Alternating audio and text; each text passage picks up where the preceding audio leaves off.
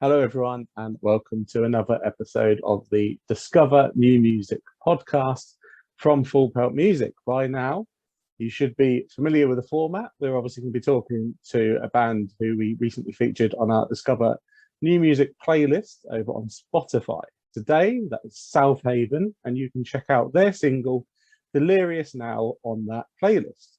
But before then, usual reminders from myself. Please do follow us on social media. We're on Facebook at Full Pelt and on Twitter and Instagram at Full Pelt Music. And if you would, please do hit that subscribe button, hit that like button, wherever you're watching or listening. Welcome, listeners, to another episode of the Discover New Music podcast from Full Pelt Music. We're delighted today to be joined by Christine from South Haven. How are you doing today, Christine? I'm good, thank you. How are you? Absolutely delighted to have you on. We recently, of course, added your single Delirious to our Discover New Music playlist over on Spotify. We've really enjoyed it. So we're going to be talking to you about that in just a moment. But before then, we start every podcast the same with what we call our origin story. So the question is, where did South Haven come from? You know, how did you arrive at this point? Tell us your origin story. Yeah, okay, so it's a bit different actually. So the guys in the band have been in the band for quite some time, for a few years actually. And they started out calling themselves Run Before Grace. And they had another female lead singer. She decided to leave. And then they got another female lead singer. And she was offered some contract for another music deal. So she took that one. And then they were left with no lead singer. And then I contacted them actually, because I saw that they'd posted on Facebook that they needed a female lead singer. And I thought, okay, might as well give it a go. So I contacted them and auditioned twice, and yeah, they liked me, and that was in 2018. Yeah, so yeah, and here we are now. You've obviously just put out Delirious a couple of weeks ago. Your brand new single. I say we've really enjoyed it. Added it to the playlist. Listeners, make sure obviously you check that out. So, what can you tell us about the song? You know, what is the song about? What does it mean to you? Why was that chosen to be the first single for you? Well, I think the song probably has a few different meanings. I think it depends on how you interpret it, actually. So to me, I think the song kind of means like being in a difficult place in life, and you're kind of trying to figure out where you are, who you are, what you're gonna do, but everything just kind of seems like it's not really working out for you, and you're just trying to find a way through life, but nothing is really working and everything feels weird. Yeah. I think it depends on how you really interpret it. I think there's not one way to understand the song or what it means, basically. Yeah.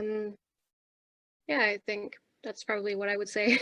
Yeah, I think to be fair, you know, the best songs are like that, you know, they're open to interpretation and they obviously mean something different to everyone that listens to it. No, so yeah, no, it really good. And so why obviously with this new era for the band was that single picked to open for you guys? I think the song was picked because it has all of these new elements that we're trying to incorporate in our new music. So it's a bit more pop. Yeah. It's also a bit more heavy. It's also a bit more electronic. It has breakdowns and stuff that we haven't really been, it hasn't been in our music before in that way. So I think it was chosen because it kind of shows that we're going in in different directions. Yeah. But yeah, it's a good question though, but I think that's why. So sticking with Delirious, there's also a really cool video that we really enjoyed for it, which again listeners can find on YouTube. So search that one out. So where did the concept for that video come from? So we kind of wanted to portray like the feeling of being like this crazy state of mind. And I think we agreed that it should also be kind of a pretty video. Yeah. Show that it's not like all bad, and you know there's also a sort of beauty in being a bit crazy, probably. And so with the way of filming the video, just like kind of making the shots, you know, short and quick and kind of moving around, and I think that was the way we wanted, or try to portray at least, that everything is kind of flickering, but also using like neutral lighting and like these very neutral colors. Also being out in a forest, there's sunshine, you know, thing is it's also quite nice. Yeah, I mean, it's Yeah. some stunning locations there. Yeah. How was it for you filming it? Because obviously there's the scenes in the lake as well, which yeah, I personally couldn't think of anything worse than having to go into a lake, but it works really well in the video. So, you know, how was it for you filming it? I gotta say I had a bit of a hard time filming it. So I was told that it was a lake. Honestly, I wouldn't call it a lake. Right. It was muddy, and like you couldn't see anything. You couldn't see the bottom of the lake. Yeah, that And is what would put me off. yeah, that was yeah, it was kind of frightening, to be honest. I mean, it's Denmark, so there are no like dangerous animals or anything, but it wasn't, you know, it wasn't very nice. Also, I'm so sad that we didn't get it on video, but obviously I was in the lake for quite a while because we had to film it loads of times, and you could only do the one shot where I had to fall face down into the Yeah. water. And it took a while for me to to actually get the courage to do that. But there was before we shot that, there was actually a snake swimming past me in the water. And I was kind of freaking out because I was not very happy with the situation. Yeah. But you got it done. You got it done, and you're much braver than me. I think I'd have shot right out of there when I saw the snake. But I'm guessing, you know, with the finished product, you think it's all worthwhile. Oh, definitely, definitely. I don't think the video would have been the same. Also, the guys were kind of saying like, "You have to do it. It's part of like that's like the cool thing in the video." So I was like, okay, well, you're kind of right. So You got one of the have guys in the lake as well, didn't you? Was that your revenge? No. Wasn't revenge. I actually think I kind of enjoyed also being like part of it. They didn't have to go all the way in, but you know, to the knees, that's fine. Well, I say it works really, really well. Listeners, make sure you check out on YouTube the video. So talk to me a little bit, Christine, about the creative process now for the band. Obviously, that you've said there's been some changes in the lineup over the recent years, and I'd expect, obviously, you probably believe Delirious is almost now like a debut single, and this is a new beginning for yourselves. So, what does the creative process look like for you now? Well, so I think primarily the guys are you know, they play the instruments. I don't play any instruments, unfortunately. So they mainly write all the whole, you know, melody, and I have a few inputs, ideas and stuff. But mainly they write the melodies, and then I kind of get in there and do my stuff with the lyrics. Also with the guys, obviously, I feel like we all have to be a part of the process, so we all agree at least with what has been written. But mainly I write the lyrics, and also like the melodies for the lyrics as well. But I think we're very how do you say? I think we all want to be on the same page, and we all want to make sure that we're all happy with the final product, so that no one really has to compromise that much, at least. Yeah, I think that's kind of our way of working. Yeah. And you talked about, Delirious being almost a statement for the new direction of the band. So Yeah. what would be, who or what would be the influences for you? What sort of direction are you headed down? Would you think like a band or? Yeah, Or yeah, I think we've been very influenced by Bring Me the Horizon. yeah. I I can see that. think Yeah, most bands nowadays probably are. yeah, But yeah, Bring Me the Horizon has definitely been a big inspiration. Also, I think Siamese has the Danish band Siamese yeah, has also been a big influence. Because they kind of go in the same direction. They're, more pop, more electronic, but also more heavy. I feel like mainly that's the way, like the metal core yeah, music is right now. Also, what is popular. yeah, um, a more like a new, clean, crisp sound, probably I would say. In comparison to our debut album, where it was probably a bit more, I would call it old, old sounding, like the yeah, I don't know, it's more gritty. yeah, yeah.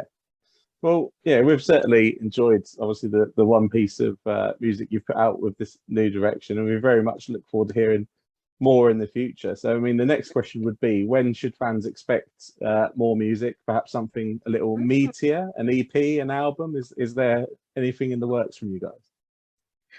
We definitely have a lot of songs almost ready to put out there. The question is when. Yeah, We don't really have anything set in stone right now, but we'll definitely release more during this year. Obviously, it's also only February, so there's a lot yeah, of time. We wanted to see how this single would do before kind of making any plans, to see if it would be necessary to put something out almost immediately afterwards. So we don't really have anything set in stone, but hopefully soon. I mean, I'm ready to release. yeah. So whenever we get a green light, I think we will release something. Yes, I mean, obviously, Delirious hasn't been out for very long at all as we talk now. You talked about wanting to see the reaction to it, but Yeah, how have you felt? What are your thoughts on the very initial reaction in the first sort of week or so that the song's been out? I definitely think it's been positive. Yeah, Um, a lot of people have told me in person or texted me, said that the single is really awesome and really like the direction that you're going in. It's catchy. Yeah, so I think it's been very positive. A lot of people have also been posting about it and sharing the song on their social media and stuff. So yeah, very positive. yeah, excellent. And I say you can add our positive feedback to that. Really, really enjoy it. Can't wait to hear more. And something else, obviously, listeners that have checked out the single are going to be wondering as well, is when could they check the song out live? So, what are the plans for the band to hit the road? When should people be able to expect to see you at a show? Well, we probably won't be playing a show for quite a while. Well, quite a while. That could be anything, basically. The thing is, I'm pregnant, actually. Oh, And congratulations. thank you very much. Actually, I'm due in a month. Oh, wow. Good luck So, also. yeah, thank you. But so that means that we're probably going to have a few months where I won't be able to do anything. I'll Yes. be busy.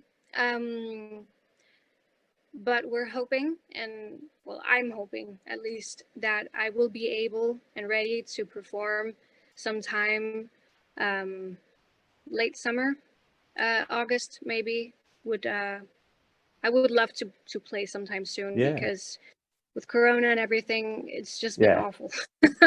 Exactly. I mean, I think we've played live once since we released our album, Yeah.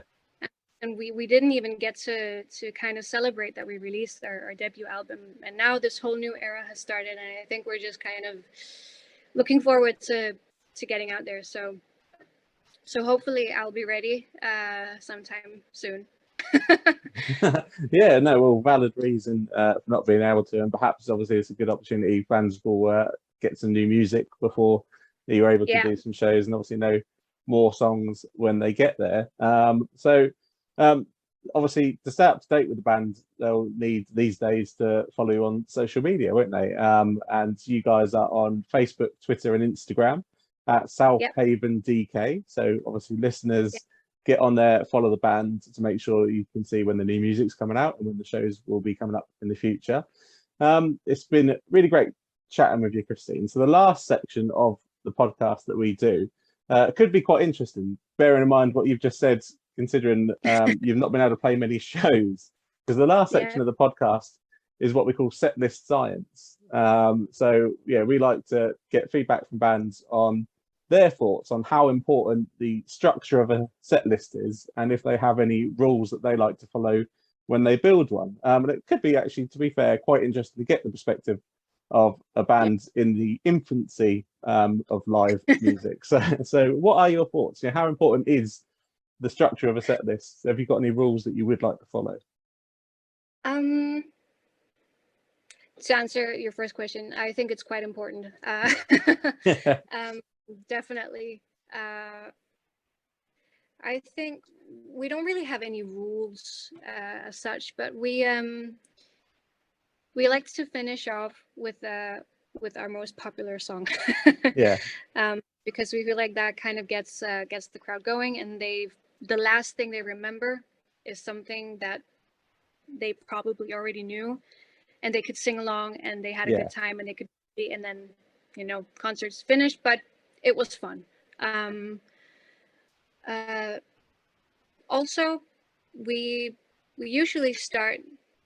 We've had the same set list for quite a while, actually. Obviously, we haven't played in a while, but yeah, when we played, um, we went with the same playlist, set list. Sorry, for quite a while, and we started out with a song that was popular, but not our most popular song. yeah, So people could kind of get into it, but kind of follow the. I actually don't know the word for it, but there's this kind of curve thingy that some people yeah, follow sometimes. You start high, and then you go down a little bit, and then you go high again, and then you finish off yeah, at the highest. Yeah. So I yeah. think that's what we usually follow, that kind of curve. Yeah, that curve. Yeah, I can't think of the name of it now, but a lot of bands tend to try and follow that Yeah. curve, and obviously it works quite well. So I mean, you guys have played a number of shows with other bands, supporting other bands back prior to COVID and everything hitting. Yeah. Have you ever learned any lessons that you thought, oh, that's a really good idea from other bands in terms of just production and live shows? I think live shows. Uh, I had never played a concert before, actually, before South Haven. Yeah. So I was very nervous the first time. I think I learned that no matter how like nervous you are, the adrenaline you get from being on stage is unlike anything. I mean, because I was expecting to pass out or pee myself or something because I was so nervous. But the adrenaline kind of makes you kind of forget that you're scared. I mean, if you like, performing and stuff, Yeah. obviously, if you don't like it, then it's not going to be nice for you. But if you have this wish or you want to be good at it or something, I think the adrenaline will definitely kind of take you up to a higher level. And that's also when I learned that you don't have to drink alcohol. You don't have to like beforehand. You can do it without. Yeah. um, I learned that at least because the very first concert I played, I was so afraid that I had a few beers, not a lot, because also I didn't want to be drunk, Of course. obviously, but just to calm my nerves a bit. Um, but I learned that you actually really don't need that because the adrenaline alone will kind of keep you, uh, keep you your mood elevated Yeah. and stays like that for hours after the show as well. Um, yeah, Yeah. No. yeah, that probably wasn't what the bands taught me, but that was more No, like a but it's personal really experience. interesting. Yeah, no, it is definitely really interesting to hear. It's been lovely chatting with you, Christine. We really appreciate you giving us your time. And obviously, again, Delirious is fantastic. So listeners, make sure you check that out either on our playlist or wherever you stream or listen to music. Obviously, the video is on YouTube, so make sure you are checking that out. And obviously, as we said, South Haven DK on all the social media platforms. So make sure you follow the band for more music and hopefully some live shows. Obviously, for me, again, congratulations and best of luck over the next couple of months. As a father myself, yeah, I know how stressful it's going to be for you, and I don't envy you anymore. What would Well, be thank you your for that. no problem at all. Didn't want to fill you with dread, but no, it is great. There's nothing better than COVID. So, what would be your final message to listeners today? Oh, good question. I know a lot of pressure now. Yeah. Thank you for listening. We really appreciate all the support that we can get. People listen to our new single. That would be amazing. Also, our older album. If you like it, listen. We always love to hear from you guys as well. So please don't be a stranger.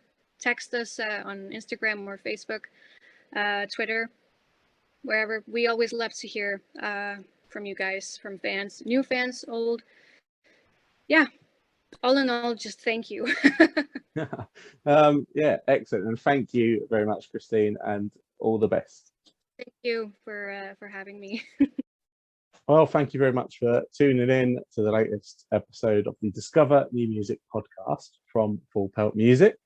Hope you enjoyed that chat there with South Haven. Remember to check out their single Delirious on our Discover New Music playlist over on Spotify. And of course, make sure you follow the band on social media and of course follow Full Pelt on social media. We are on Facebook at Full Pelt and on Twitter and Instagram at Full Pelt Music. And finally, if you would, please do hit that subscribe button, hit that like button, wherever you're watching or listening to the podcast. And we will be back soon with another edition of the Discover New Music podcast.